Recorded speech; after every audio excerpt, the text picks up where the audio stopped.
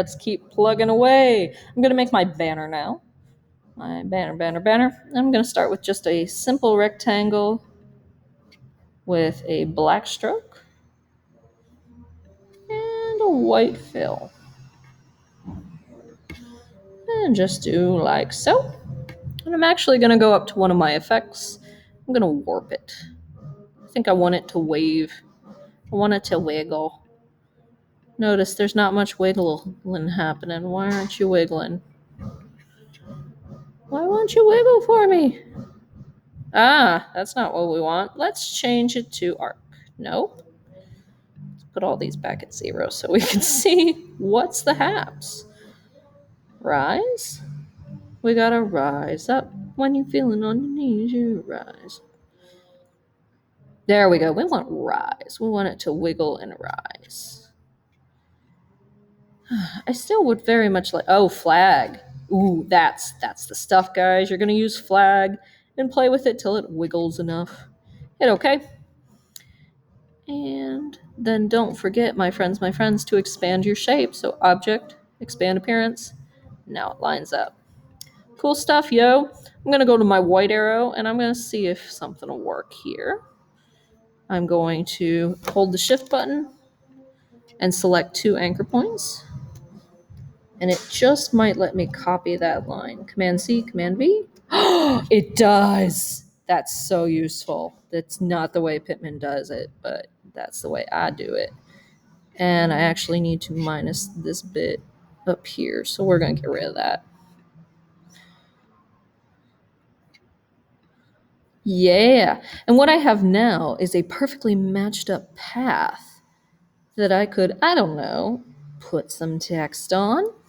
And this is one of the cases where it is actually really useful to have your stroke and fill turned off, because we don't actually want to put any shapes in here. We want it to look like it's floating. So we're going to come back over to our text, and then we're going to choose type on a path. And I'm going to click on that there path with my big noodle titling. And it's upside down. Why is it upside down? Let's go to our white arrow here. And if you play around with these, my friends, new plan. That's for the circles. We're going to go to Object, Arrange, no, Transform, Reflect, maybe not. I promise I know what I'm doing. Let's try this again. Type on a path. I want it to be above. Why is it not above?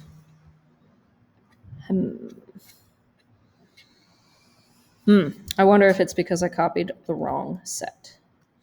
Let's delete that. Let's go back to our white arrow. Graphic design is all about the learning, guys. Go to my white arrow, select 2 anchor points, 1, 2, while holding the shift button, Command C, Command V. Get rid of any extraneous anchor points you might not need. 1, 2. Buckle my shoe. 3, 4. You'll be coming through the door soon. And I'm going to turn the stroke off. Hopefully that made a difference. Go to type on a path. Yes, it did. So make sure you copy the top of that shape, y'all. We're going to do handcrafted and make that the appropriate size to fill up the shape. 48 point is probably pretty good. I'm going to bump that down and center it just a touch. And maybe play around with the tracking a little bit more to space it out. Don't know about you, but those drums are driving me nuts. There we go.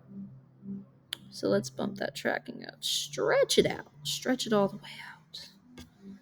Cool. Handcrafted is still a little too high. Bump it on down, bump it back up till you get it in the middle. And let's group those two together. Command G. Cool beans. Now we have a lovely banner to place. I'm going to shrink it down just a little bit so it fits. Try to fit your crafted in there. Nice and neat. Stretch it around. Oh, I forgot something. I forgot the little pointy points. Let's back it up before you group it. Let's make some points.